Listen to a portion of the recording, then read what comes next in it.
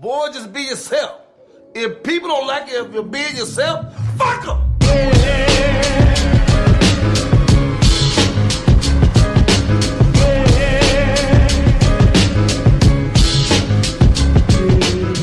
It's Big Los, Hollywood Kev, and welcome to another episode of the Noize on Hart Radio. Boopity scoop, scoop-de whoop, boopity boopity scoop. As always, we appreciate you guys tuning in. Y'all irritating. I'm pretty sure that would have been somebody if we just cut the show right there. Like, no, these niggas didn't. Because that's exactly how I felt about goddamn lift yourself. We going to get to that. But if you haven't already, go ahead and follow The Noize on the Big Three at The Noize Podcast on Facebook, Instagram, and Twitter. And to keep up with everything Beat Network, go to beatnetworkonline.com. And catch up with your favorite shows, read some articles, do some sprousing, some sprousing. Sprousing. Is it? What is it? I don't know. I don't use the word. Oh, well, go look at shit. And of Browsing? course, Ain't that what it? Browsing is when you looking and not buying? yeah, but it's like other white people words that get thrown in there. Oh, We're trying to cross over, Kev. Goddamn, keep up. okay. And also, click that merch tab and get you some merch. Yeah. Do that. Put the team on your back. You already got niggas' balls on your back. What? I don't know. At this point, I'm tired, and I'm just gonna say shit. whatever comes to mind, it's just gonna get thrown out there. There's probably somebody out there with some balls on their back right now, like, hey. Or they had it like the night before? Probably so. Probably the night before. Anyway, it's a special day. It's a real nigga birthday. Yeah. Technically, it's a day later for y'all listening, but it is Hollywood Kev's birthday. He turns a whopping 63 years old, sir. I feel like it sometimes. I know, I believe it. I feel like it sometimes. Yo, bro, the ear hustlers really be out here praying for you. And I appreciate those prayers. I really do. Yeah. Another year older. So let me ask you, and this is with no kind of, gusto or, pats on my back, but how was your birthday? Like today, or are you talking about yesterday? Just leading up to it, just any kind of birthday related events. Actually, it's been dope. It's been dope. You and other people did a great job of surprising me because I really did not expect that. So I thank you for that.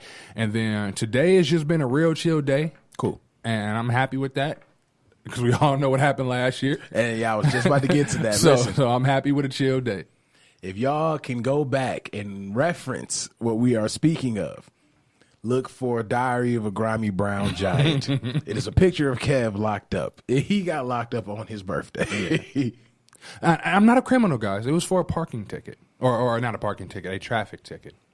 Or did you catch a body? Nah. Cause I couldn't. They'd throw me under the jail if I caught a body. Unless I was white. Then I get, walking and a cop. You would have got a vacation. Yeah. Possible. Fully paid vacation, yeah. Got some time off. Yeah. Well, I'm glad you enjoyed yourself, sir. Yeah, I did. It was a bitch trying to keep that joint a secret because you are a very impulsive mover. What do you mean? Because, man, like, when everything was set up, you were supposed to show up with Ree, and, I know I'm going to the gym. Oh, well, because I didn't really, I've been bored. So, I'm like, I got to get out the house. That's why I was going to come through with you. Uh-huh. That didn't work out. So that's how the gym came into play. I was like, I got to get out there. And and it purposely didn't work out because I'm like, how the hell am I going to get this dude to the spot in enough time to be like, yep. But in a weird, twisted way, I guess it did work out. It did. And when I think about it in hindsight, I'm like, oh, it was so obvious. It was there. It was there. Yeah. So, but you'd be the first black guy dead in a horror movie. No, you gotta look at the signs, brother. No, you know why? Because I'm not gonna put myself in that position. When everybody talking about let's go on camping, no, I'm just gonna stay here. Like, I'm cool. I camp in an RV. Let me know who fucked who. Right. That's cool. That's definitely gonna end up happening. No, I'm glad you enjoyed yourself, man. Like I said, we wanted to make sure that you were able to do something different than what you did last year. I personally said get you a prison cake, but Prison cake? Mm-hmm. What is a prison cake?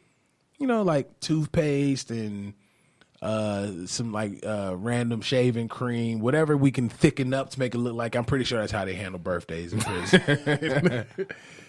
I don't want to be a part of that. You ain't went in on no prison cake. Hey, man. I'm good. You don't knock it till you try it. I'm good. Ain't nothing like a little minty. I'm good on jail food. I'm good on jail toilet paper. I'm good on jail water. I don't want none of it. I'm trying to stay away from every single thing related to jail.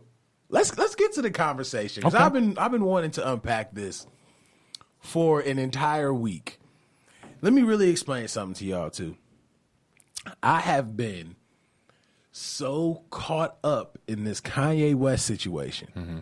It is literally all that I can think about. And the reason that I say that is really based off of what T.I. said on his interview at the Breakfast Club. It takes, there's a certain amount of people who just understand Ye. Just without out the gate, without any further explanation, without any context, the whole nine. Mm-hmm. I've just been so caught up with it because it just seems like it progressively gets worse. And I made a status about this on Facebook, and when you really stop and think about it, it's true. Kanye West came back into the industry like Thanos, bruh. The world didn't know shit about Thanos until Thanos showed up. And when Thanos showed up, Thanos was here. You know what I'm saying? And look at Ye. He went on a year and a half dark. No social media. We probably caught little glimpses of him like a Pokemon. You know what I'm saying? Mm-hmm. And then the day he shows back up in social media, he immediately controlled all major news networks. Right. From that day going forward. I will give you that. He did. But I'm going to let you go first. Pat, get your shit off. I want to hear it. Because I think we might actually have a difference in opinion about a lot of this. Oh, no, we're not. I'm going to go over why I'm just into this whole thing that's going on. I'm here. So you have the Trump comment. Mm-hmm. You have the Make America Great Again shit. Which, of course, I disagree with. I disagree with wholeheartedly. Yep. And honestly, great again for who? Exactly, because there was no great before for us. But I didn't rush to jump to a conclusion outside of calling him a dumbass. Mm-hmm.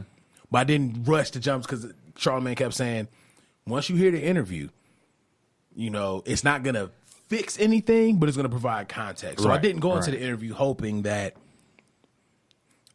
I was going to get an answer to make me be like, oh, okay, so Trump's not that bad. Now, see, with that, this is where you can inform me, because I didn't catch the interview. Mm-hmm. I didn't get a chance to with this week. So what exactly was talked about in that interview? First off, the little X1 peed in his hair.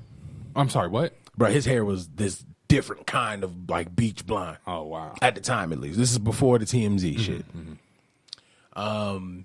But in the interview, he just goes through what happened. He goes through what happened with the mental breakdown. Mm-hmm. He goes through why he not necessarily supports Trump, but fucks with Trump, if that makes sense. It makes sense. And he also goes into, it's starting to feel like, because I caught a little glimpse of what he was saying in the interview, to where I think his new thing that's going to drive him crazy now is real estate. That's like his big thing that he wants to build small communities. Mm-hmm. The interview actually ends with him saying, yeah, we're going to build cities, and then it just cuts off. Gotcha. So what I'm starting to realize with Kanye is he wants to be white famous. He wants to be white rich. Because when he talks about the people that influence him, when he talks about the people that he looks up to, none of them are black. Mm-hmm. None of them whatsoever are black. So when he saw Donald Trump become president, for me to later find out he has no fucking clue. No, he don't know shit about what Trump. Donald Trump has been talking and what he's been doing. Nope, he's completely he said he just started watching CNN for the first time since George Bush don't care about black people. Mind you, we had a whole president in between then. He said he watched CNN for the first time since then, a couple weeks ago. He's completely oblivious to that shit. He had no clue. Yeah, none. Because T.I. asked him, how do you feel about the travel ban? And this nigga said, what travel ban? What travel ban? He's like, I was just over there. I was just in Saudi Arabia. Shit was straight. Kanye look like the type of nigga that go to Saudi Arabia for a weekend. Like, man, they got a good schnitzel. You don't like schnitzel? Like, no. Why would I want that? Why would I want schnitzel in Saudi Arabia? There's a wiener schnitzel down the street. I don't need to take that trip. But anyway, he has no clue. Mm-hmm. The only thing that gives him love for Donald Trump's campaign and for Donald Trump's success was the fact that it showed that a celebrity can be president. Mm-hmm. Not enough for me to be like, okay, Kanye, I fuck with you. Because then he immediately fucked that up with the TMZ shit. Right.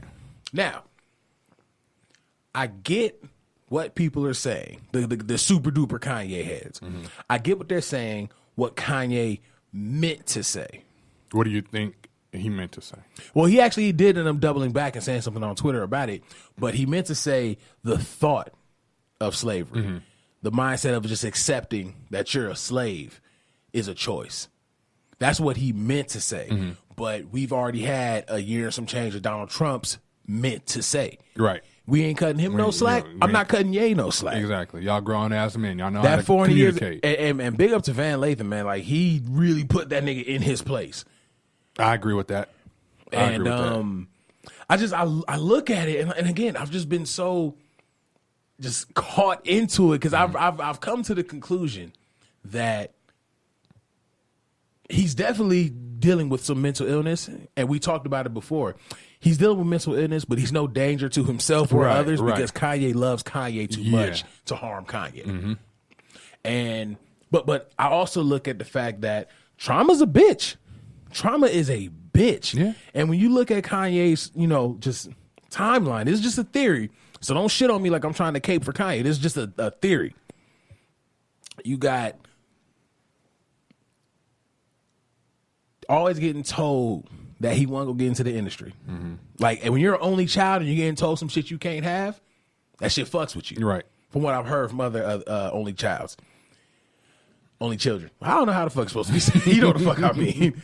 So you take constantly being doubted and overcoming those odds and becoming a producer for Rockefeller.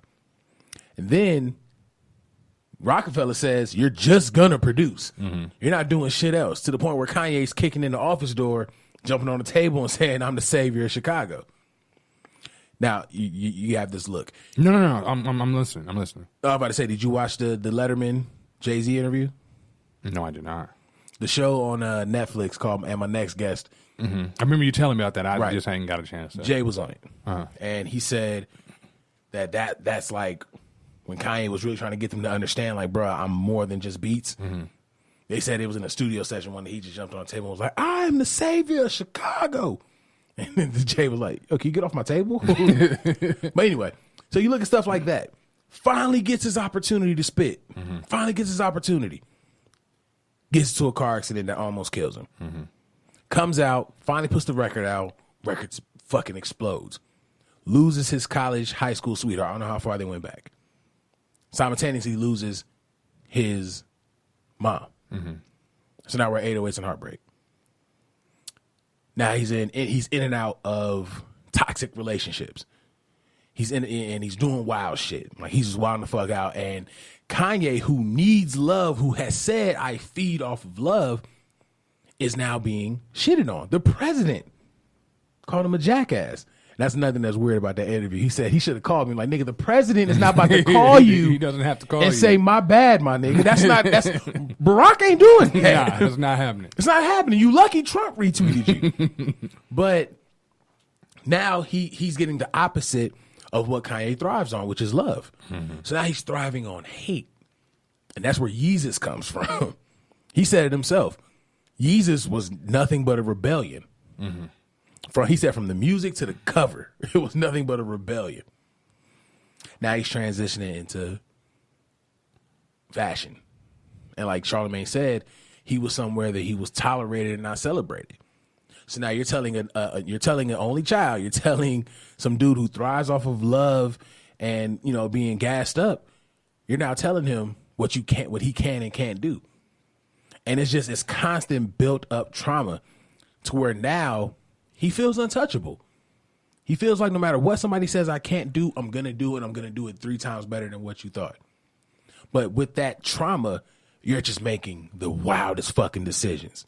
So Kanye today is talking about, you can't tell me I can't wear a Make America Great Again hat. You can't tell me that I can't say I look up to Donald Trump and what he did. You can't tell me none of that shit. Like, he literally said it in the record. You can't tell me nothing. And I think that's really how Kanye feels. Like, there's nothing that Kanye could do wrong. And you know what's so crazy? As the consumer and as the supporters, no one's holding him accountable because he still has enough people caping for Kanye that nothing's going to change. Okay. I agree with majority of that. I agree with majority of that. Where I think I kind of differ is, I guess I can see the trauma part. I can see that, but I think Kanye just knows that if he acts slightly erratic, you know what I mean, that it's gonna draw or garner some type of attention. Oh no, definitely. You know what I mean?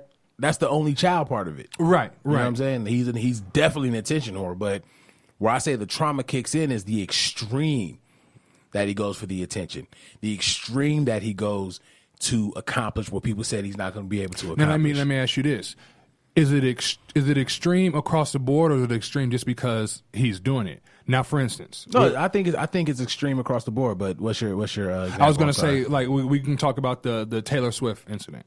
Okay, and the Beck incident. The Beck incident. Yeah, he ran on stage. Was it Beck? I think it was Beck. He ran on because I think Beck went over Beyonce for Album of the Year. He ran on stage and everybody thought it was a joke. And then afterwards in the interview, he was like, "You can't play with artistry. Stop playing with us." Like, he was going to fuck off. But I'm sorry. Even with that though, out of some of the erratic decisions that he's making, is he wrong in making some of those decisions? He was right about Taylor Swift and that particular situation. Beyonce put out better music than Taylor Swift that time. Very true. You know what I mean? I'm not familiar with this Beck situation, but by what Kanye said, he's right. You can't play with artistry. Artists don't. A lot of artists don't think like regular people.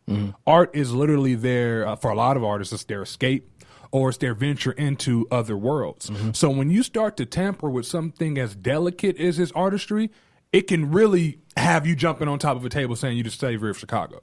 So what I'm saying is, a lot of decisions he's made up until this point, even though I think they are stupid, I can look at and kind of justify some of those situations.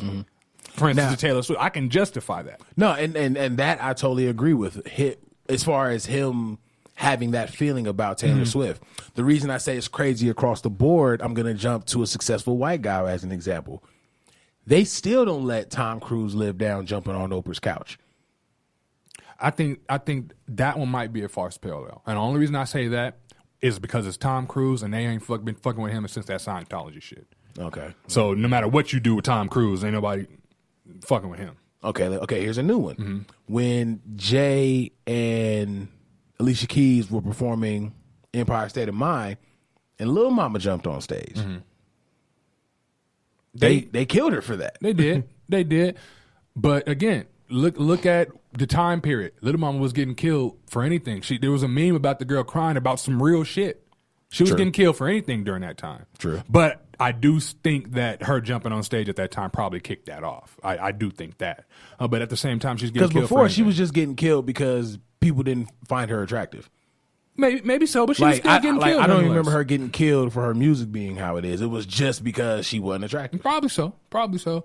When it comes to Kanye, what I'm saying, I don't even have him on Twitter, so I don't see a lot of shit he's saying. I have him muted. But with this week, I can kind of see where he's coming from with a lot of the shit. When he first made the initial comment, that slavery was a choice, I was like, "Oh, nigga, you need your ass beat." That was my first reaction. And then I was like, okay, let me listen to what everybody else is saying about him before I dive into what he actually means and so on and so forth.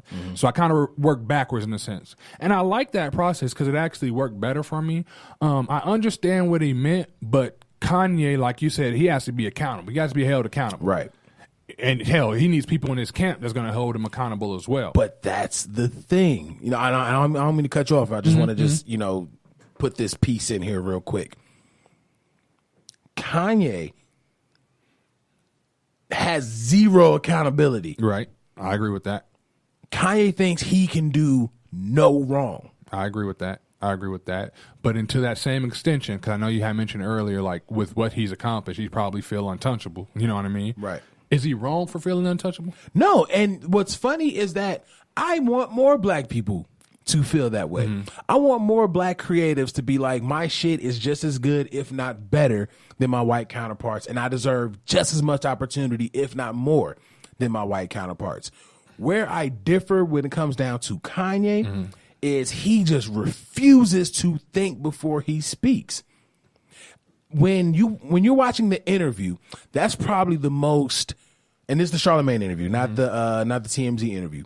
When you watch the Charlamagne interview, that was probably the most human of a creative I've seen Kanye as, because he took the time to think, process. Don't say nothing wrong, because I know this is going to get millions of hits. Think, process, formulate his sentence, and then spit it out. You know why I think he talks in public or to the masses the way he does, opposed to when he's talking one-on-ones? Because Kanye suffers from anxiety. Yes, suffers from severe anxiety. I think that more or less had to play a bigger play in the Charlamagne interview than the other interview. Because from what I'm hearing, he's very calm and collected, so to speak, in the Charlamagne interview. And with the TMZ, he's definitely like erratic. But you got to look at Kanye's been, if you will, since the accident, he's been kind of under a microscope since then, right? Yeah. So you put him in this TMZ environment, and even though part of me feels like they kind of set him up without him knowing, I think what Van said was true, but I think it was a little bit of a setup in there. But even with that, he got all these people around him. And like you said, he thrives off love. So I got all these people who are capable of giving me love, and they got their eyes on me. I'm trying, you know what I mean? He doesn't know how to kind of direct that and get it all out. He needs to be having more of these one-on-one conversations. But the issue with Kanye, and this goes back to accountability, is he knows he's suffering from mental trauma. He knows it. He refuses to go to counseling. And that's one thing that brought up in the interview. He said, have you been to a counselor? He said, people are my counselors. He said, it may be selfish of me, but I'll end up sitting on the phone for 45 minutes, an hour, just talking to people, talking about my problems. That's not counseling. Thank you. That's not counseling, because if everyone around you has already accepted that they can't say shit to you, you're now turning to yes men to counsel you. Right, basically. You're turning to yes men to make you feel better about what's going through your head. Right. Even if he gets that one-off person that isn't going to be a yes man, that's still not counseling. Right, that's not counseling. Counselors go to school specifically for that. To help know what you, I mean? to help, fix you. To understand where you're coming from and how to reciprocate that. And then with the erratic behavior and with the just out of nowhere comments, this is how you know that the shit he's saying is so left field. He didn't discuss with Kim any of this Make America Great Again shit. Kim had to go to him like, hey, my nigga, let it be known. And I feel like Kim probably said nigga. Let it be known what you don't support about Trump. Because if he had went to Kim beforehand, even though she is a attention whore, if he had went to Kim beforehand, she would have shut that down. And if there's one person in this world that Kanye listens to, it's definitely his wife. Right. I'll give you that. I'll give you that. I feel a lot of the same way you do with this particular situation. It didn't bother me as much as you, maybe because I was able to look a little bit deeper into the meaning. No, it did. Let me ask you this. What was the most thing that bothered you about this whole situation? But that's the thing. I'm not bothered by any of it. That's that's I was just so, like, the best way to describe it, I was just really into what was going on. Because it was so interesting, it was so intriguing, and I'm just like, I want this to make sense, but I know it's not going to. So I felt like my brain just wanted to just investigate more. Investigate to make sense of it more. It makes sense. And here's why I say that it doesn't bother me. This is why I'm gonna get into the records, at least. The whoop-dee scoop shit, lift yourself. Bruh, let me tell you, with the Make America Great Again hat, with the Trump cosign, with all that shit. When that beat dropped, I said, this is Polo Ye. Yeah. This is Polo Backpack Ye. And then whoop the scoop. I'm like, fuck you, Ye. Like, I feel he trolled us right in, but then Ye versus the people. This is Polo Ye. This is Backpack Ye. The lyrics was but I had to take it for what it was, which is ultimately a freestyle conversation. Basically. And for a freestyle conversation, it was good. Right. So this is why I say I wasn't troubled, because I'm still looking forward to the record. Now, granted, because of his views, I'm not going to support it with a stream. He's not going to see any kind of dividends from me as a stream, but I'm going to keep piracy alive when that album drops. Okay, I understand that. Far as okay, what's making you not give him the stream then? It's just it's like T.I. said in the record. There's certain things that you don't align with and don't go against, and there's no way that off of a successful presidential campaign you automatically support what Donald Trump did, because it was a successful campaign from a celebrity, but it was rooted in racism. It was rooted in misogyny. It was rooted in sexism. Like there are so many roots to his campaign that Kanye just doesn't address. But he could be oblivious to him. He just turned No, on of CNN. course, no. He definitely is oblivious to him. But is the you know what I'm saying? Is ignorance ever been an excuse? I guess not. I mean, I guess the only time ignorance can be an excuse is if we're willing to learn. So I think at this point, we got to take this situation for what it is. Now, if he doubles down and does something like this, I won't even want to say in the future. I'm not saying years from now. Let's say next week he go back to TMZ and he start talking this same shit again. Crucify the man. But and that's what I'm saying. That's why I said I wasn't bothered, because I expect no less from Ye. It's just certain shit. It's just certain shit I can't fuck with. Right. I respect that. I understand. That's my only thing. Yeah. Like, as far as who Ye is, again, I reference Ye versus the people. It's like T.I. It's like T.I. said. This is Ye. Like, there's literally nothing anyone can do about Ye. Only thing you really can do is just continue to pray for the man. But it's because of those comments. It's because of how he's opting to go about justifying himself and justifying his comments and justifying his actions. That I can't fuck with. Right. But I would really be lying to you if I said any of that was gonna keep me from listening to the music. Now, and here's a prime example. Lupe said some wild shit about Obama. Lupe did some wild shit. That didn't stop me from listening to Lasers, because I fuck with Lupe, even though he let me down with the album before, and the take before was decent. Wasn't the Cool, was it? No, it wasn't the Cool. There's something in between there. It was either an album or it was a tape. I think it might be a tape. I think I know what you're talking about. Might have been a tape. There's something in between there. I think it was the Enemy of the State joint. I hated that shit. But it didn't stop me from listening to Lasers. And when I listened to it, I was like, instant letdown. And that's when I was like, okay, well, your views suck and your music sucks. So I'm kind of cool off of Lupe. Now, when I heard his recent album is pretty decent, well, from like a couple years ago. But. Let me ask you this: if we got somebody who shares the same mindset that they're able to kind of separate the person from the music, right? And are we gonna not hold a person accountable as long as they keep giving them good music? No, because I hold Ye very, very much so accountable. Well, I know you do, but I'm saying it's a lot of people that don't. It's a lot of people in his camp that don't hold him accountable. Maybe he doesn't hold himself accountable because he knows he can go in the booth and give you something. Right, and that's the fucked up thing about it, about us as people, especially us as black people. We're very selective because I've seen some hardcore like black feminists go to bat for Ye, for him supporting somebody who doesn't respect women. Right. You know what I'm saying? So one thing Kanye did is that he opened up the portal for conversation for black people. He divided us for a little bit, but at least opened up the portal for conversation. And the reason I say I can't speak for everybody else is because I go about things completely different. And we're gonna talk about this dude more. R. Kelly, I want him to catch these hands. Right. I truly want him to catch these hands. But I have a bunch of illegally downloaded R. Kelly music in my fucking laptop. I'll say we differ from that. The music, even though it's great music at the time, with what's going on, it changes the music for me personally. It does change, the context of the music somewhat. It's just not even somewhat. It does. When you put it like that, it does change the context of the music. That's the only reason why I don't have nothing of him. But it's just so you can't tell hard. me I believe I can fly ain't the shit. Yeah, exactly. You can't. Like I'm saying, like you can't combat good music. And R. Kelly, for the piece of shit that he is, was easily one of the greatest artists that we've had. Right. So it's like I know how to separate the musician from the actions, and I know how to make sure my support isn't, even though I'm just one person out of millions, I'm making sure my support does not reach that person. I can respect that. I see where you're going with that. Until I get accountability. Until I get accountability out of Ye, I can't support him with my stream.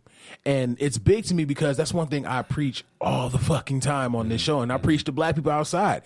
We need more accountability. If we had more accountability as people, that would dead a lot of these conversations. If dudes was able to admit that black women are the most disrespected fucking creatures on this planet, if black women had to, were able to admit that every nigga sometimes is the nigga that you choose. You know what I'm saying? Like, accountability is fucking key. Right. So when you just void accountability and you just continuously try to justify some bullshit that comes out of your mouth, like even when Kanye said, "Am I really hurting people?" Like, he had to ask Charlamagne that after T.I. said it, like, "Am I really hurting people?" And Charlamagne told him, "Yes, you are." But there was still no accountability taken. When when Kanye was talking about, and this is something that T.I. was saying in an interview, that black people want you to take the hat off. Kanye like, "But what about all the white supremacists that want me to take the hat off? Because they don't want me to be aligned with them." And, T.I. was like, "Well, just do him a favor and take the hat off." Right. And Ye was like, "But what if I keep it on and this brings us together?" Like, no, you're digging. Right. With that particular one, it's good you brought that up. With that particular one, even though I do agree with y'all on T.I., take the goddamn hat off. But I see what he's saying with that. By even though he's just one person, I'm letting these white supremacists know I don't give a fuck what y'all on. Y'all not gonna fuck with me. You know what I mean? And I'm letting these people know, hey yo, we gonna make this great again for us. Right. You know what I mean? We'll make it great. That's what he should have did. He should have. If I was Kanye, what he should have did, he could wear the hat if you want to wear that ugly hat, but drop the again. That dust that head. Yeah. That's T.I. put it. Drop the again. Make America great, because we still got to figure out what time period we talking about. They won one for us. Exactly. So I think he should do that route. But I can kind of see, like, when he's asking questions like, "Am I really hurting people?" I can see why he really don't know. This man is so far removed from just society and reality. You know what I mean? I can see how he truly don't know. And part of the blame for that, I think, is his mother passing. I think once his mom's passed, he checked out. Oh yeah, I've said that many times. Even before we had the show, his mother passing was the trigger. Right. And then, like you said, as an only child, and all you got is this person has been there literally from the moment you opened your eyes, is no longer here. It's very easy to check out. Yeah, no, he still talks about his mother's passing. He still talks about it like it happened yesterday. That was the biggest trauma. And ever since then, when you look at the toxic relationships he's been in and out of, and all of them been media heavy, he's been looking for someone to fill that void. And I think that's why he is so just into Kim Kardashian. Maybe that's why he acts the way he acts, and this is what I'm saying. Maybe he feels like, you know what I mean, the more people he can touch, or people that has the focus on him, is his reception of love. So he can go out there and just act the ass, knows he's gonna tear headlines up, and then remove himself from those said headlines, so it's not physically or mentally bothering him, but he know in the back of his mind, everybody's talking about me. Maybe he likes shit like that. Yes, I agree. You know what I mean? Maybe that's how he thrives off of attention, whether it's negative or positive. Kanye has the idea. Kanye has the mentality that all publicity is good publicity. One thing that was it Maul said on the Joe Budden podcast. Oh wait, losing what the fuck I was about that he was even saying. Hold on. There you go. One thing that Maul said on the Joe Budden podcast was, we only hear from Kanye when the album's coming out. So sometimes some of this shit that gets said, it's hard to decipher it as how Kanye truly feels, or hey, y'all, pay attention to what's going on over here. I don't kind of agree with that. No, I hear you. I think it's just Kanye being Kanye. I'm just saying, just from a. Well, no, I'm saying because with the same narrative that Maul said, everybody's saying Kanye only talks he wants to sell something. Kanye been selling Yeezys all year. What you mean? Right. No, I agree. I'm just tapping into to another perspective. You know what I mean? Mm-hmm. And I guess in a sense, I'm playing devil's advocate. When you look at it, Kanye was gone for a year and a half of just zero dark 30. Like he was on some LeBron in the playoffs type shit. What better way to get everybody talking about you than to just come out the gate, make America great again? Again, Kanye has been national news since the day he came back into the industry. That. He has been national news. So it's like, even though I don't think that's the case, I could see it if we were to find out that was the case. Do you think that maybe he gets part of the reason he gets so much national news is because he goes away and comes back? So it's like seeing that unicorn. It's like seeing a unicorn with blood on it. You know what I mean? Like you think about a unicorn, oh, fuzzy and happy and shit, and think about one with blood on it. That's Kanye with the Make America Great. He's a unicorn. How do we know unicorns don't naturally be with the shits? I'm not saying. I mean, they're born with some shit on their head. I'm not saying ready they don't. For the what I'm using to say, like, I know what you mean. He disappears a lot. You know what I mean? Right. So he'll come out and he can go on for a month on a tangent for a month and then disappear for 2 years. So the next time he comes back, oh shit, Kanye's back. Yo, I'm gonna be all the way real with you. The whole time Kanye was gone, I thought he was getting counseling. And while he was gone, if he was getting counseling and then he actually spit over the Lift Yourself beat, you wouldn't have been able to tell me that old Kanye won back. I'd be like, there he is. There he is. Hold him. Don't let him go nowhere this time. But he came back and was like, I'm about to triple down. Y'all thought Kanye was some shit before? Okay. Yeah, he's a peculiar guy. It's I guess lately I've been playing devil's advocate a lot in my head, at least, when different situations. So when I get this, I'm not canceling Kanye just yet, but I can definitely see how people are canceling him. I mean, I guess I would have to. I guess I wasn't a big enough fan to feel like I needed to cancel him because I don't listen to him on a daily anyway. You know what I mean? I'm not canceling him as an artist. One thing I will say that he said, and I know some people didn't really understand, he was basically saying, when he was in TMZ, saying, we keep trying to fix a situation by hating one another. Why don't we try loving one another and seeing if that works? I do agree with that. I do agree with what he was saying with that. I agree with that too. Let's try another way just to see if it worked. You know what I mean? So yeah, I'm not saying I would do this personally, but yeah, okay, you fucks with Trump, you really fucks with Trump. Well, let me try to talk to you, and maybe we can come to some type of agreement so we can coexist on this planet together. I'm all for that, right? But I mean, that's just me. So I understand where he was coming with that. I'm not canceling him just yet, but he definitely and that's what I mean. Now that I've gotten more context behind his reasons, I can't cancel him, at least when it comes down as an artist.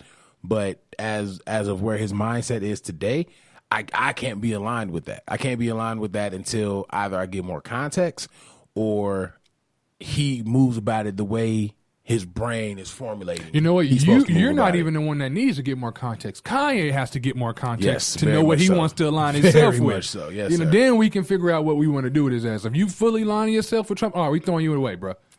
If you can look and be like, okay, I see my error, I see what this is. Even if you feel like you don't want to hold accountability, but you can see that you don't need to fuck with Trump, then we can talk and try to save you. Right. All I'm saying is, man, wake up, Mr. West. Mr. West. That's all we need. Just wake up, Mr. West.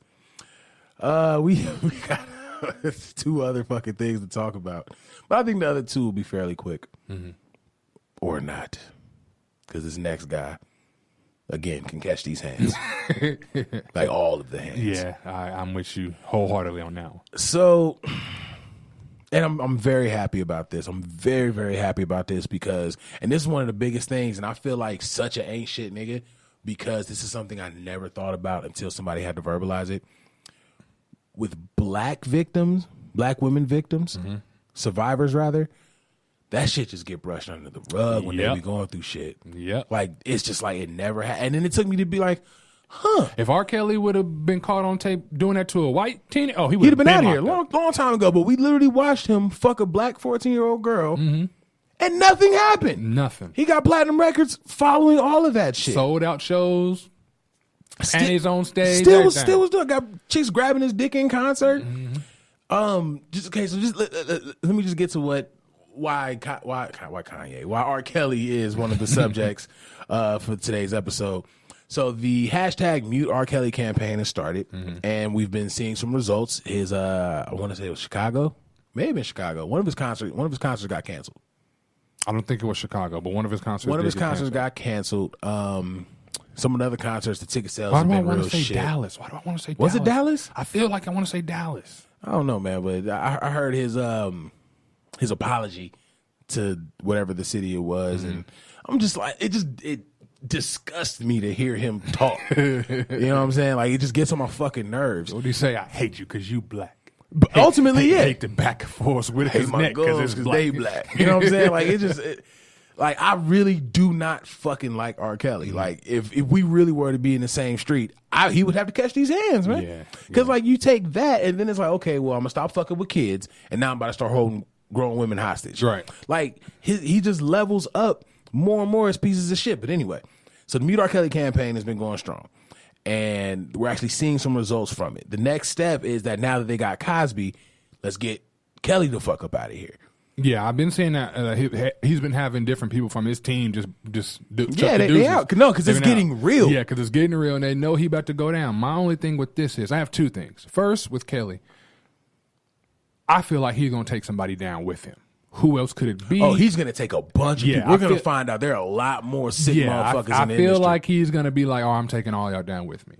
The second thing is, and I'm just using this for context, we finally about to get Kels out of here.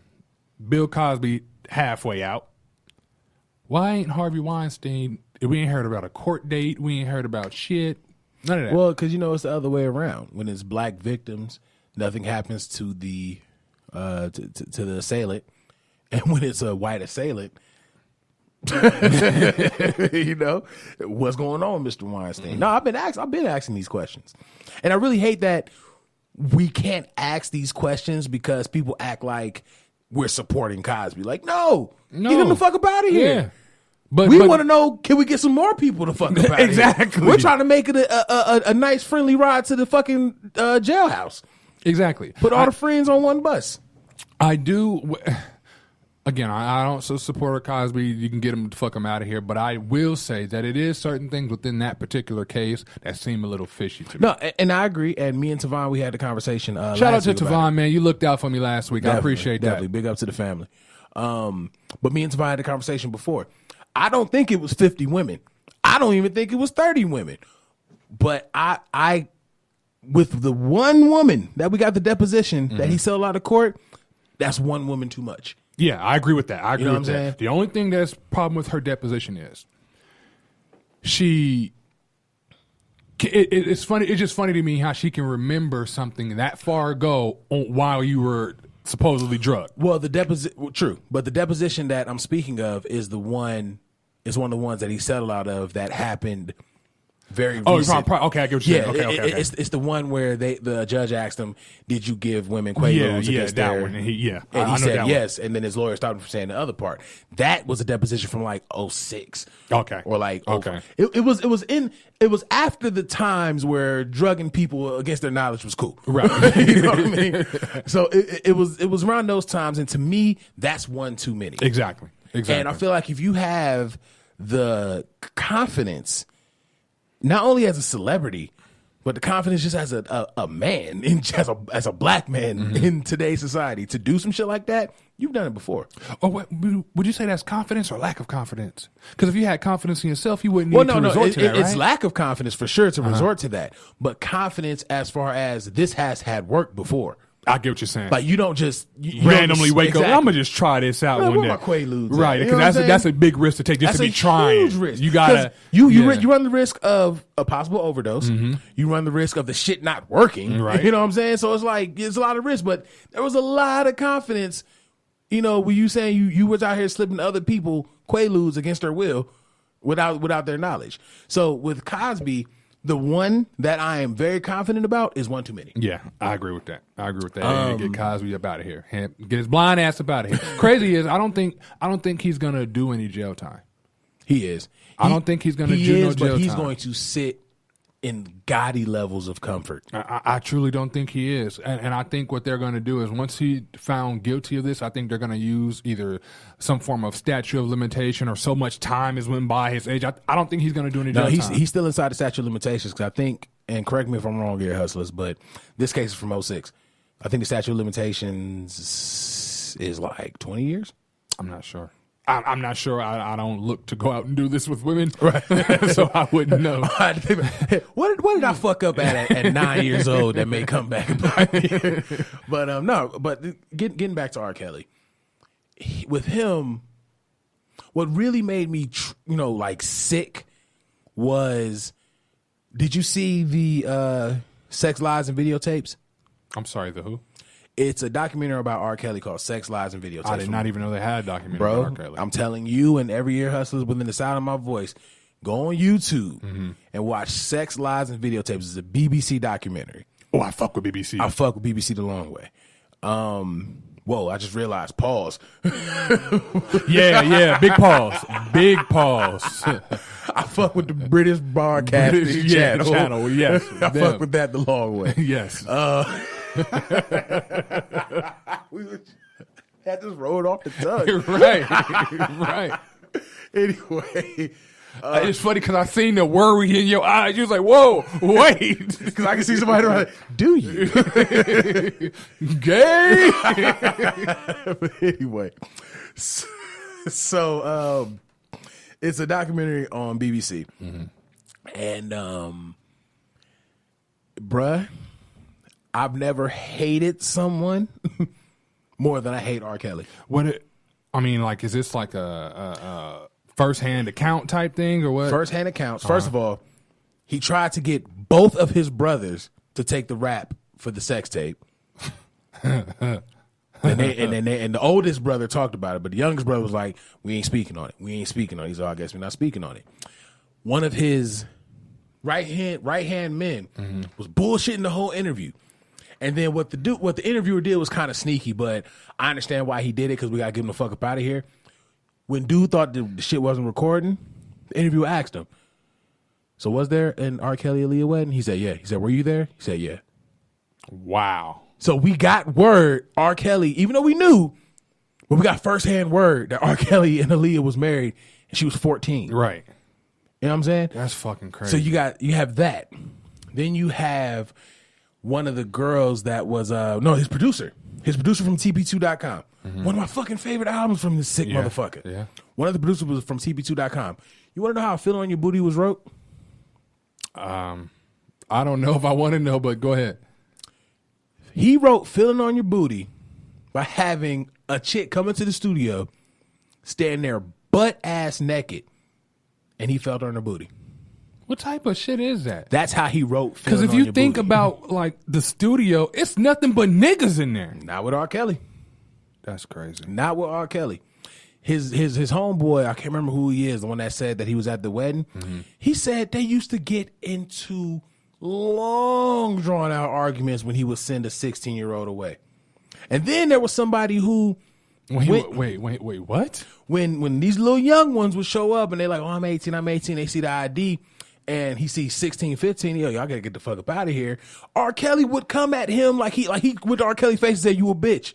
Wow. R. Kelly be like, the fuck are you doing? Young kids about it. And he said, dude, we used to have the most craziest arguments. The only thing that happened is that we agreed to disagree. I'm like, what do you mean? Nah. After you tell me, bro, she 15. Oh, you okay. a piece of shit homeboy for that. Exactly. Oh, yeah. No, everyone in his... You a piece of shit from homeboy. this documentary, everyone in There's R. Kelly's nowhere circle. in the world me and you can get an argument about you wanted to take a 15-year-old and I'll be like, all right, man, whatever. All right, cool. And we still rocking the next day. No, I don't want no parts of that. You was like my right hand. But we either going to have to chunk him or she going home. One of the two. So the last thing dealing with the kids part was two girls from his former high school, a couple years after he finally made it and was really buzzing. They said it was a running joke that R. Kelly was outside the high school. Wait, what? They said it was a running joke because they said, Robert's outside. I wonder who gonna be the one today. And mind you, this is when R. Kelly was like 22, 23. And he was just picking off random sophomores and juniors. He must have been doing this. Like, this has just been This his has been him. This is his MO. This has been his MO. He has never cared how old you were. He's like, this is me. I'm going to do this. So now fast forward. Now we're talking about the holding women against their will and everything. Mm-hmm. And this is happening live and in living color on the fucking documentary. One of his girlfriends, who's like this big Instagram model, they broke up. She was going to testify to everything. Wow. She was going to testify to everything. And then the interviewer gets a call in the middle of editing. And this is how raw the information is. He's in the middle of editing the documentary. He's editing a scene that we just saw in the documentary. And dude said, this ain't going down because so-and-so has backed out. And he was like, why do you think that? And the lawyer was like, they're back together. Wow. And he talked to another ex that said he brought her in a room and Kelly said he was naked from the waist down. And then there was just this young naked girl, like 16 or 17, walked up to his girl at the time, started eating her out. And she said, this is my young bitch. I've been training her since she was XYZ years old. She's going to teach you how to be with me. Yeah, he needed his ass. Bro, get him the fuck up out of here. He got to go. Get him the fuck up out of here, bro. I have no kind of sympathy for particular that documentary, that needs to surface. Like, it needs to really get out. No, there. I am very surprised it didn't voluptuate more than what it did. That is crazy. Yo, Sex, Lies, and Videotapes. You can watch it on YouTube right now. That is, if you didn't like R. Kelly before, you really ain't gonna like him now. And I mean that with every inch of human feeling that I have right now. It would really be a physical problem if I was to see R. Kelly. Like, this dude, he's something different. He is something different. Yeah. Like, Weinstein ain't as bad as this nigga. Yeah. And that's just speaking facts. Yeah. Like, he was really out here sleeping with little kids and enslaving grown women. And fucking with their head. Like, you remember the video where the girl was talking on TMZ, was answering the questions, and they say you could see on the shadow of her shirt, somebody was saying, cut that shit. Don't say that. You know what I'm saying? Yeah. Like, was coaching her through this interview. Bruh, I'm sorry, what is your take now that you have all this information? No, I'm getting mad thinking about it. No, I agree with everything you said with him. I don't fuck with R. Kelly. I mean, never really have, but as stuff started to surface and I started to do my own research, he needs to be up out of here. I am happy that we're starting to see some traction. I want to give a shout out to Vince Staples because it seems like he was the only person in music that was really putting R. Kelly out there. And you know what? That's going to piss me the fuck off. When we finally get R. Kelly out here, we're going to get a bunch of people that was making music with him. Like, you know, hey, no, he definitely got what he deserved. Yeah, they're like, bruh, you knew that. If you made music past 2003 with this man, you knew what you were doing. Yeah. You knew what was going down. When did Clubbing come out? That was like 2002, right? Mm-hmm. Okay. Kales wrote that song, but that shit fire. No, I'm trying to think because TP2.com came out like 2000, 2001. That case, I want to say, was like 03. Because I remember it was my freshman year when people was talking about, I got that R. Kelly tape. So that was around my freshman year. Yeah. So like, yeah, that song had already came out by then. It was like 03, 04. Yeah, that's about right. We had the same freshman year, so yeah, it was definitely 03. That's about right. But yeah, dude, it's insane, man, because I mean, with that information, I don't even want to go watch the video. I don't want to be. It's gonna fuck me up. Dude, watching it's gonna fuck me up. I'm gonna be completely honest with you and the ear hustlers. It's going to piss you off. You're not gonna feel anything else but anger, and it's only because when you listen to these accounts, and it ain't like they just pulled anybody from the street. Mm-hmm. They pulled firsthand. You know, they went to witnesses. People that they know that they can get information the producer who is on the liner notes of TP2.com said, this is how he wrote Feeling on Your Booty. This is what used to be going down. The producer said he had a chick in there with him. that he brought just to suck off his homeboys. And he grabbed the producer and was like, "You're gonna suck his dick." She was like, "No, I don't suck white dick." And he said, "Yeah, you're gonna suck this white dick." And she did it. I'm just like, bro, that is some control. And then when you hear that he's actually out here training women, it makes you wonder, like, so was that 14-year-old one of his trainees? Because she never pressed charges to this day. That's true. Till this day, That's she true. has never spoken up against that man. That's true. I don't know. I hope they get him throw him under the jail. They got to. We have to. And put him in regular people jail too. So Let him get lumped up. Yeah. Granted, because there's a bunch of rapists in there, but they don't fuck with that child molestation. Yeah, they don't do that. Let them get lumped up with the regular folk. Oh, we got to get back onto some fun shit because now I'm all like, who got R. Kelly address? It's trying to pull up. Time to pull up, see what's happening. But fuck R. Kelly, just in case y'all didn't understand. Straight up. Before we close, this is an interesting situation here. Mm-hmm. Of course, we found out that Kev Hart's homeboy, and everybody's been trying to say, "Oh, they ain't cool, they ain't close." The nigga was at his bachelor party. Ain't nothing more personal than a fucking bachelor party. That's very true. You're not gonna have nobody you don't fuck with. Yeah, you're not gonna have somebody that can possibly fuck you over. At your bachelor party. Yeah, that's for sure. But apparently he did. Now, people were trying to figure out who is this dude. The only thing that I can reference that you've seen him and Kev Hart together was in Let Me Explain. The dude that was in the beginning was like, "You a lab ass nigga, a local ass bitch." That's the dude that extorted Kevin Hart. Wait, Let Me Explain is the stand-up. Right. He was in a movie with him too. I think it was. No, yeah, they were definitely. I just can't remember. I think it was Think Like a Man. Yes, it was. He was Think Like a Man 1 or 2. It was one. Yeah, it was one of those. It was 1 or 2. So they've worked with each other before. Yeah. He was him because he was also, I don't know if people, for context, if you guys have seen that movie Naked on yeah, he's definitely on that on Netflix with Marlon Wayans. He was the one that let Marlon go up there with the hoe. But right. Yeah. So you look at the fact that these dudes were actually tight and Kev was actually helping him get work. To know that you set me up, and we was having this conversation before we got to the show. I think he was hands on with all of it. I think he put Kev on and everything else because it went too smooth. Because you can't sit here and tell me that she was that confident in her pussy that she was going to get Kev Hart back up to the room. Right. It went too smooth. I think the only way that could have really gone down is that he's like, "Yo, hey Kev, I got this chick, what's good?" Like I feel like he set the thing up from jump, which now goes back to old girl. Even though everybody want to say, she has no fault in this because she was talking about, "I didn't know he was married." Come on now. It's the biggest comedian on the planet right now. Is she not a co-conspirator? Come on. She absolutely is a co-conspirator. So I'm like, she got to get the fuck up out of here even if she didn't know the man was married. When it boils down to it, we were talking about cheating. Whether not whether they were married or not, we're talking about cheating, right? Right.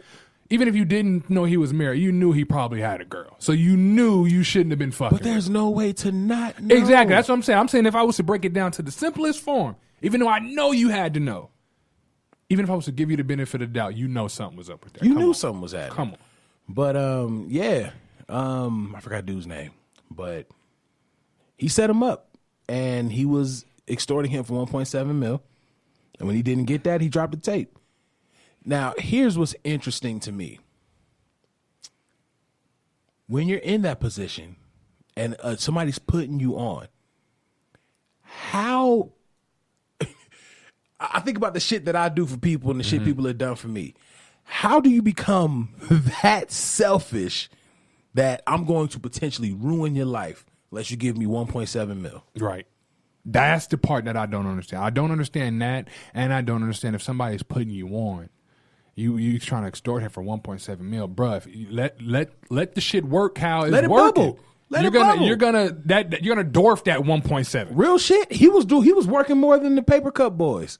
That's He was. Crew. Yeah, he was. He was working more than them. Is it Paper Cup Boys or Red Cup Plastic Boys? Cup Boys. Plastic Cup Boys. There you Plastic go. I Cup knew Boys. it was some kind of recyclable. He was working more than his closest niggas. Yeah. Kevin Hart was putting him on.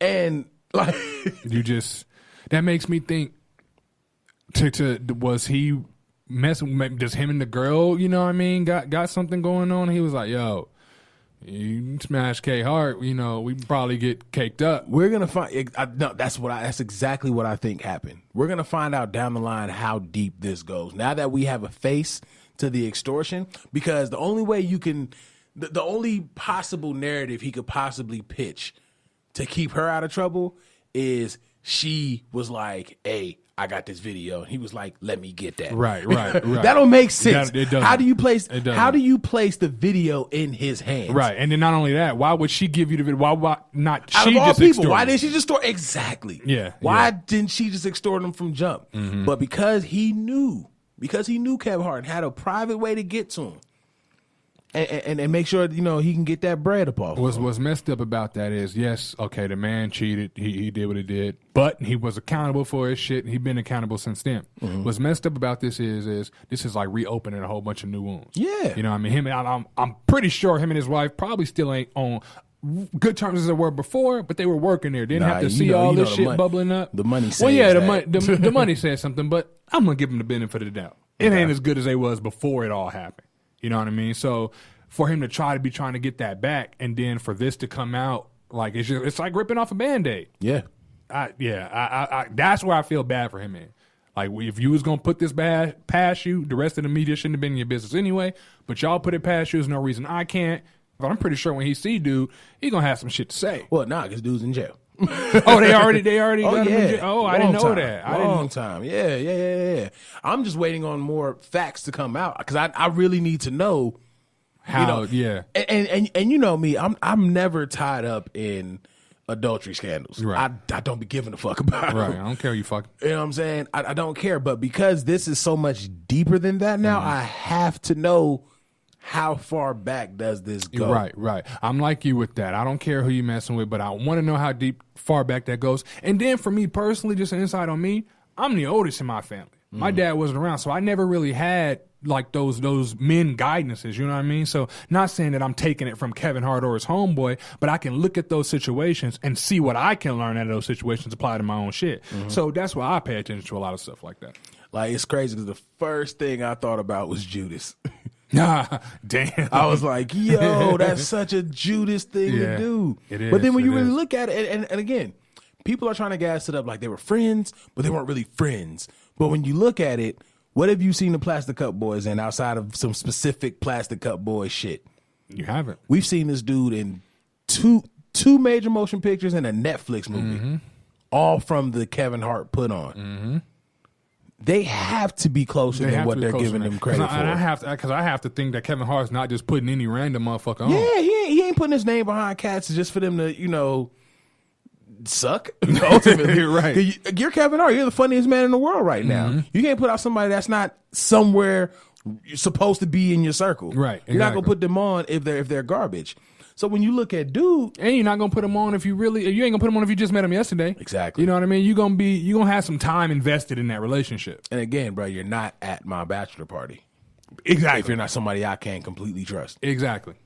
Shit, he might have had a video from that. And was like, nah, I need something a little more concrete because everybody gets worked on at their bachelor party. You know what I'm saying? And yo, you know what would make this situation even crazier? Like if you found out that like Spank was a part of it. Damn. You know what I'm saying? Like if you found out somebody else from the Plastic Cup Boys was a part of it. That'd like, be wild. and even in that situation, this is where I really feel for Kevin Hart. Who do you fucking trust? I think that's what makes it so difficult being that big. I don't even want to say at this stage and where society is, I don't want to even say the money because there's people that have more money than him. I want to say it's the clout, it's the fame that more people chase that more than they actually chase the money. Right. You know what I mean? So in his case, it's when you're that big, the biggest comedian in the world, it's hard to trust anybody. You know what I mean? If I was Kev right now, if I was Kevin Hart right what I now, did I would. If it ain't the Plastic Cup Boys, I really wouldn't fuck with nobody. If it ain't niggas that's like thorough, die hard, like I know his mama didn't probably whip my ass one time. Nah, I'm not doing it. If we didn't meet outside of entertainment, Exactly. I won't say like I won't fuck with somebody if we didn't meet out of entertainment, but I would monitor that relationship a little bit more closely than somebody that's been there from the jump. Yo, I'm just being completely honest. I don't know if I could trust somebody that I met in the industry. Like, because I look at situations like Craig Mack. May he rest in peace. You know, Diddy was real high on Craig Mack. Yeah. Real high on Craig Mack. Saved that man's life. As soon as the nigga wasn't making platinum records anymore, he ain't talked to him again until the Can't Stop Won't Stop reunion tour. Right. You know what I'm saying? So it's like they show you a lot of the times that this is all entertainment. This is all industry. So it's like to know that, and now this is me relating it back to Kevin Hart. To know that you've been to my bachelor party, to know that I've put you in movies that you really didn't earn your way into. The fact that I'm putting you on more than I'm putting my boys that I used to tour with on back when I was just when he used to go by Little Kevin Hart. Right. You know what I'm saying? To know that I did all that for you and you extorted me for 1.7 mil and then you still almost cost me my marriage when you didn't get your money. So not only are you extorting me, right, when you didn't get your money, you tried to destroy my livelihood. Bruh, I trust nobody that didn't know me from the Little Kevin Hart days. I trust nobody. Yeah, I can understand that. And I truly can. I'm just saying with an industry relationship, I'm not saying you even have to evaluate like that, but you would want to monitor it because it's in the same industry. You never know. Hell, you can, and that person can be working. You know what I mean? I'm not saying you got to like who you work with. Oh, but yeah, no. in that case, it's better to at least appear like you're a friend. I know that may sound fake, but that's why I say monitor that situation a little bit closer. Well, yeah, of course. Well, in that kind of situation, yeah, that I do agree with. I would for sure monitor whoever comes through. I already have this mindset that I let people, if I haven't known you 5 years, just know I don't trust you. Like straight up, I give people the shovel to bury themselves. I give them all opportunity to believe that I trust them and to believe that my nose is open. And 9 times out of 10, it kind of is. But it's like once you fuck me over, it makes it easier for me to bounce because you never had my 110% trust. Yeah, that's for sure. And with this situation, this would make me even rethink that because she hit Nico Hart. Yeah. She could have left. Yeah, she could have bounced. She could have bounced and took that nigga for everything. Yeah, she could have. You know what I'm saying? Like his livelihood would have been shot. Not only that, you know how sometimes with certain sponsorships they really are very thick on their morals. Like for instance, when Tiger Woods got caught, everybody dropped him. Everybody bounced, right? People could have did the same thing with Kevin Hart. Yeah, you know what I mean. They could have dropped him, so he could have lost a lot. It could have gone real bad because I didn't give you 1.7 when I was basically teaching you how to fish. Basically, like, come on, man. Like that's the kind of shit that really gets on my nerves, bruh. Because why? There's a very small number of black people trying to put on black people. You know, and that bothers me. That bothers me because I feel like we won't progress that way. You know what I mean? I don't think any other races are not doing it. Oh, it definitely exists, but I mean, if it exists, what's the first race that you think about that's not putting on their own people? I damn sure know white people do it. Oh yeah, every day. It's too many white people that they can shit right. on other white people. I know Indian people do it. I know Hispanic people do it. I thought you were talking about in the sense of double crossing. No. I know everybody double cross, but I mean, like, far as really, yeah. Well, in that aspect, then yes, yeah, we are the only community that we're very hesitant to put our own on. Why do you think that is? Because that truly bothers me. Why do you think that is, bruh? If I had an answer, beat would be these couple hundred views, these couple hundred listens. That'd be great, but we'd be high in the thousands right now. We would rather go with the jealousy before we go with the support. And that's not everybody. You know, I get what you're saying. Some people, it's a great number, but it's not everybody. I get what you're saying. I have seen it to where people be jealous of a person instead of being just happy for their situation. Just be happy. And this is why I like to simplify things as much as possible. Why be jealous over how somebody feeds his children? You know what I mean? That's the question. That has nothing to do with me. I'm great you can feed them. Maybe your kids and my kids can play one day. You know what I mean? But can't do that unless they ain't eating. So yeah, go get your bread. Unless you're impeding my progress, I have no issue with that. And that's why I think it bothers me when I don't see other black people put on, because I literally can say I've never hated on nobody. You've heard me say all the time since we started this show, I want to lump Draymond Green's face up, but I want that boy to get every green dollar he can. Oh yeah, definitely. And I've been that way, so that's why I asked you, because it truly does bother me when I see other black people don't do it. And it's interesting because I also look at how, I'm not even going to sit here and even flex. It bothers me at times when I see people that I came up with, and whether it was school or just whatever the fuck it was, it bothers me when I see those people I came up with get more support from others that we came up with. Now again, we're doing great as far as an independent media company. We're doing fantastic in the listens. I just want to get our YouTube views up, but that's all in the situation anyway. So for us to have the support that we have, we're doing great. But I feel like it's almost like a popularity contest when it comes down to those that we personally know, because it seems like you're seeing the support happen for all these other people. And like I said, at times it would fuck with me. But at the same time, because you went to Wilberforce, because you went to Academy of Art, because you went to Mojave, whatever the situation is, the fact that you're winning, my pride in saying that I know you, or I was a part of the same legacy that that you're building on, that shit makes me happy as fuck. I agree with you with that. Get yours. Wholeheartedly. Yeah, I'm the same way. I'm the same way. That's like I've posted or retweeted our podcast plenty of times. One of the local people that I follow on my Twitter, he's a funny guy, on Twitter, but he's starting this podcast. But it's more he's popular because he's funny. You know what I mean? And I'm watching him get support and retweets, and I'm like, but I just posted my shit. You know what I mean? Like, I'm not hating on him. Yeah, get yours. But what makes his a little bit better than mine? So I guess that's really another question. Why are we so selective? I was going to say selective when we support. That's a really good question. That's a question I don't know. And if it comes down to something personal, why has this personal situation not been addressed?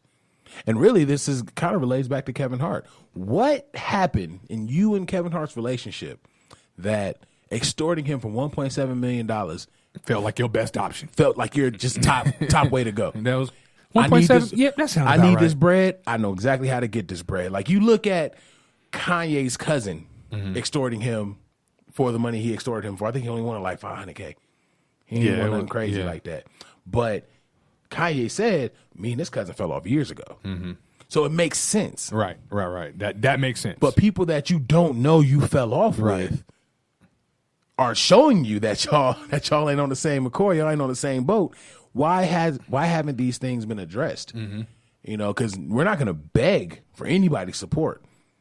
Whatsoever. We're going to call a spade, but we're not going to beg for anybody's support. But if your support is so selective and there's a reason for it, what's the reason? Why not just address it? Yeah. Why not address it? Agree to disagree, agree to part ways, or agree to be like, you know what, you're right. And we move forward. I think that last part is what our culture in particular suffers from. I think that's when it comes back to accountability. Like, it made its way back. It made its way back. We are very slow to admit when we're wrong. Yeah. Very slow to admit when we're wrong.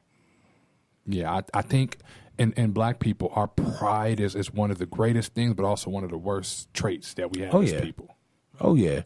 It's one of our greatest weapons and one of our biggest kryptonites. Yeah. There we go. I like that. Because it's crazy that the pride that we have as being black people has made us persevere and thrive through so much bullshit. Right. And honestly, we've made American culture, in a sense, kind of hip hop culture. Oh yeah, not kinda.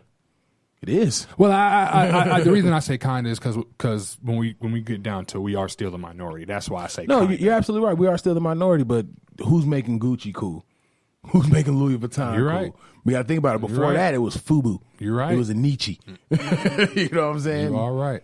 Like, now we're making these major foreign brands the shit. Everybody wants some Gucci flip flops. Trash ass flip flops. But that's real shit, man. It's ours, and I think that's one of the things that just it makes black people get real. Okay, well, this is stretching out too much. Let me make sure I get mine now. And Grant, and again, let me also repeat, because we're gonna get shitted on. This isn't all black people, but it's a solid enough of a number to get referenced. Yeah, Yeah. You know, I got something for that. If anybody, and I'm not talking about to our ear hustles or nothing, but I'm talking about it in general. If anybody feels like when somebody says something that they're marginaling everyone, then they need to check themselves. Because 9 times out of 10, when somebody's talking in the comment, like, they're not marginalizing everybody. And sometimes they'll be very direct. Right. If they are marginalizing If they are, they'll somebody, be, you'll know. You would know. Like, what? Black men ain't shit. Right. Yeah, like that. You know what I'm saying? But that's real talk. And again, have the accountability to know that this shit exists. Don't act like it's not the truth. Again, let's go back to this Kevin Hart situation. Best friend, I wouldn't say best friend. I don't know how far they go, but friend enough to be getting put on, to be getting the Kevin Hart stamp and to go to his bachelor party. Have the accountability to know that these people exist. Yeah. And that they're only looking out for themselves or what they believe in. Why we all can't just get along? It'd be so much easier. Like, weed is legal. like, this could just be something so different. Yeah, it really could. And that's one thing that blows my mind about the world. Like, it really could be different. So different. Like, it blows my mind to the point where, and I may be wrong for saying this, that if I had the powers of Superman, I'd be a fucking dictator. Damn. I'd be a world dictator. And I don't mean like I would be a dictator as in y'all gonna do what I say or I'm gonna kill you. I mean that I would fix to where your livelihood literally would get better. It wouldn't change in the sense of, oh, fuck, Super Kevin over there. Now I can't go to the store. No, it wouldn't change like that. You know what I mean? Yo, Super Kevin is like the most non-threatening superhero name I've ever heard. Super Kevin over there. Right. Here comes Super Kevin. Don't even fly. You gotta, hey, yo, let me in. Time to fight some crime. But yeah, I would. I would be like a dictator. I would. And the reason I say dictator is because I would have to get all the governments wouldn't cooperate with each other. Right. So I would just fuck all that. Y'all gonna do what I say or I'm gonna throw your ass up. I wouldn't even kill people. Well, technically I would be killing people, but it wouldn't be like you. Regular people. It'd be like the politicians. Well, y'all don't want to act right? I'm gonna just go put y'all on the moon then. Fuck y'all. I would do shit like that. Like, I'm not, you know what I mean? Like, I would take, if I could, I would take everybody who's making this world, which is our politicians, our governments, the shitty place, and let's just remove them. Like, we can do this shit ourselves. We don't need y'all. I mean, that's just me though. No, I feel that. I feel that all the way. Yeah, let's just do better, black people. Let's just do better and get these Judas up out of here, yo. Yeah. Obviously, it's some motherfuckers out here plotting. And that, I'm sorry, dude. I mean, in closing, I know people might still listen. You know what? He's stupid. Not only is he stupid for extorting and doing those, he's stupid for asking for that little bit of money. If I'm going to extort somebody, and this could either if you're going to extort somebody, it's going to go one or two ways. You're either going to get your money or you're not. So if I'm going to extort you, I might as well ask for a decent amount of money because I'm going to need to be well off to get the fuck up out of here. You know, yes, that is a very small amount of money, especially for what Kevin Hart is. That's what I'm saying. Known for. However, I look at that situation, and if he wasn't willing to pay the 1.7, well, I feel like in his case, I mean, I wouldn't pay it either. I feel like in his case, though, he felt like he wouldn't pay that 1.7 is because his wife knows the bun of it. You know what I mean? Right. That's who he got to worry about. So, no, fuck exactly. you. I'm not paying you 1.7. But I'm just saying, if I'm going to extort anybody, I'm going to ask for enough to where I can disappear and be comfortable. And also, I think right now, 2018, shit, for however long social media has been around, extortion needs to be an obsolete fucking crime. Yeah. Because what can you get away with now with social media? You can't. Everybody's in everybody's business. Bro, you can track down a troll to his address. Right. You know what I'm saying? From social media. Somebody and think you're going to get away? And think that you're just untouchable. Like, that shit is for the birds. That's what I'm saying. Stupid. Like, what was your plan after this? After you got this 1.7, what was in your plan? And maybe he only asked 1.7 because all right, I'm going to get a girl to 0.7, 7K, 700K, and I'll take the $1 million. But then, even then, what are you going to do? Don't get me wrong, $1 million is a lot, but what? Real shit, she probably would have got broken off $250,000. I don't even see her getting the 700K. She probably would have got 250. That's true. That's true too. That's fine. I'm just saying that the number is just so accurate to me. You know what I mean? Like, it's accurate. He didn't say, the reports aren't saying he asked Kevin Hart for over $1 million. You know what I mean? They're 1.7, a specific amount. You know what he probably did? Because that is a very specific amount. He probably was like, we gonna get him for $1 million and we'll split it down the middle, 500K. And then he treated her like how music fucking managers treat their artists. No, I'm asking for 1.7. Asking for 1.7. You get your 500K, I get my 1.2. God love you, God love me. Bye. I don't know, man. I don't know. Well, she's stupid. He had an acting career, and now he locked learn up. today. Learn That was the today. perfect situation. That's the He perfect gonna time learn to say today. Go learn. He gonna learn what some BBC like today. He gonna learn what that BBC That 10 like. years locked down, BBC. What my nigga say from Atlanta? No. That's not gay. That's prison.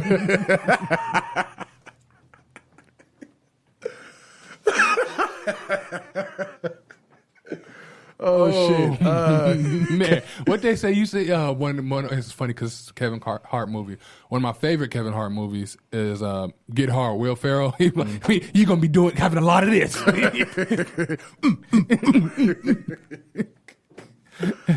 That's about to happen. All because your ass wanted to ask for 1.7 million. That's You coming for fucking idiot. him. It's happening. It's coming for him, literally and figuratively.